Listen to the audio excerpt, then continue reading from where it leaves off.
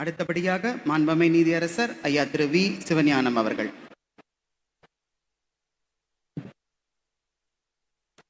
ஞாழமின் புகழே மிக வேண்டும் நாளாவாயுரை மாதி. குருமகா சன்னிதானம் அவர்களையும் அமைச்சர் பெருமக்களையும் கற்றறிந்த சான்றோர்கள் அறிஞர்கள் அனைவரையும் வணங்கி மகிழ்கின்றேன். கடவுள் உண்டு, கடவுள் இல்லை என்கிற வாதங்கள் நீண்ட காலமாக இந்த உலக அளவில் இருந்து வருகிறது. கடவுள் இல்லை என்ற வேரில் ஆரம்பித்த அரசு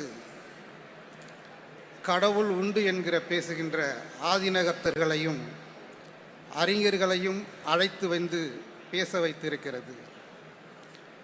இதை நான் மாற்றமாக பார்க்கவில்லை. வெற்றிகொள் பிறந்தொழில் உமை பேணுதல் கற்றறிதல் கடனே என்ற ஞானசம்பந்த பெருமானின் வாக்குப்படி கற்றறிந்தவர்கள் அமைந்த அமைச்சு அரசு தன்னுடைய கடமையை உணர்ந்திருக்கிறது என்பதை நான் அறிகின்றேன். நான் இதை மாற்றமாக கூறவில்லை. கற்றறிந்தவர்கள் தம்முடைய கடமையை தற்போது உணர்ந்திருக்கின்றார்கள். அரசும் கற்றறிந்த அரசு தம்முடைய கடமையை உணர்ந்திருக்கிறது. திருஞான சம்பந்தர் கூறிய வெற்றிகொள் பிறந்தொழி உமை பேணுதல் கற்றறிந்தோர்கள் கடனே. வள்ளுவனை பேசும் அரசு கற்றதனால் ஆய பயனென்கொள் வாளறிவன் நற்றால் தொழாரெனி என்கிறதையும் உணர்ந்திருக்கிறது. அமைச்சர் பெருமக்களும் கற்றறிந்தவர்கள் தம்முடைய கடமையை உணர்ந்து தற்போது இந்த விழாவை கொண்டாடி வருகின்றார்கள். தமிழகத்தை பொறுத்தவரையில் இந்த நாள் ஒரு இனிய நாள். இவர்களுடைய இந்த மாநாடு திருமூலரையை எனக்கு நினைவுபடுத்துகிறது.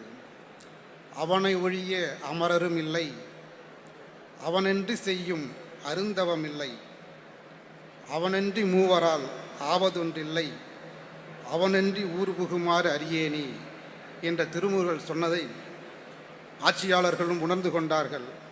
அவனன்றி நாம் எதுவும் செய்ய முடியாது என்பதை உணர்ந்ததன் பயன்தான் இந்த மாநாடு. இறைவனை எப்படியெல்லாம் பாடுவோம் என்று நம்முடைய முன்னோர்களும் அறிஞர்களும் பாடிக்காட்டியிருக்கின்றார்கள், சொல்லிக் கொடுத்திருக்கின்றார்கள். இறைவனை எத்தனையோ வகையில் பார்த்திருக்கின்றார்கள். ஞானியாகவோ சித்தனாகவோ எல்லாம் கொடுக்க வல்லவனாக பார்த்திருக்கின்றார்கள். இயற்கையோடு சேர்த்து கூட கோடையிலே இளைப்பாறிக்கொள்ளும் தருவாகவும் தரு நிழலாகவும் கூட நிகழ்கடந்த கனியாகவும் பார்த்திருக்கின்றார்கள். வள்ளல் பெருமான் மிக அருமையாக அந்த பாடலில் சொல்லுவார்.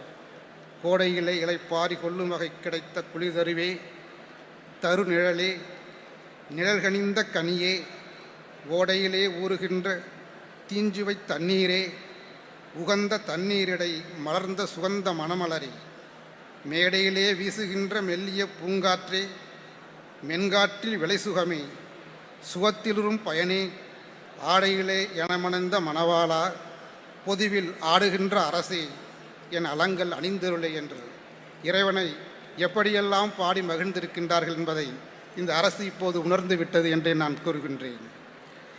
இந்த முருகனை பாடுவதால் நாம் என்ன கிடைக்கலாம் என்பதையும் என்னுடைய குருமகா சன்னிதானத்தின் முன்னால் இருந்த குருமகா சன்னிதானம் அவருடைய பாடல்களை மிகவும் அழகாக பாடியிருக்கின்றார். அதைவிட நான் முருகனை கூறுவதற்கு வேறு ஒன்றுமில்லை.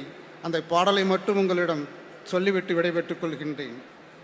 ஒழியாத புவனத்து உயிர்க்கு உயரதாய் நிற்பதொரு தெய்வம் உண்டனை எடுத்து உரையால் உணர்த்துவதை ஒழிய எவ்வவர்க்கும் ஊன்கண்ணுள கண்ணதாம் விழியாக முன்னின்று தன்னணி சுரந்தவர்கள் வேண்டிய வரம் கொடுப்பான். மெய்கண்ட தெய்வம் இத்தெய்வம் அல்லால் புவியில் வேறில்லை என்று உணர்தியால் பொழியாத புயல்தங்கு புவனமும் திசைமுக புத்தியல் பெரும்புவனமும் பொன்னுலகும் மண்ணுலகும் எவ்வுலகு வேண்டிலும் பொருளென்று இவர்க்கு மற்ற அழியாத வீடும் தரக்கடவன் இவனுடன் அம்புலி ஆடவாவே அழகுபொழி கந்தபுரி தழையவரு கந்தனுடன் அம்புலி ஆடவாவ என்று எல்லோரும் வழக்குகின்றார். பொன்னுலகு வேண்டுமா, பொருள் வேண்டுமா, இவைகள் எல்லாம் அழிந்து போகும், அழியாத முக்தியும் வேண்டுமா, வந்து ஆறுங்கள் என்று அதையே சொல்லி அனைவரும் வாருங்கள், முருகனிடம் வேண்டியதை பெற்றுக்கொள்ளுங்கள். பொன் பெற்றுக்கொள்ளுங்கள், பொருள் பெற்றுக்கொள்ளுங்கள், இவை வேண்டாம் என்றால் முத்தியும் பெற்றுக்கொள்ளுங்கள் என்று அனைவரையும் வாழ்த்தி, இந்த மாநாட்டை ஏற்படுத்தி கொடுத்த அரசையும் வாழ்த்தி, அமைச்சரையும் வாழ்த்தி உங்களிடமிருந்து விடைபெற்றுக் கொள்கின்றேன். வணக்கம். சிறப்புரை நல்கிய மாண்புமை நீதியரசர் ஐயா திரு வி சிவஞானம் அவர்களுக்கு நன்றியை தெரிவித்துக் கொண்டு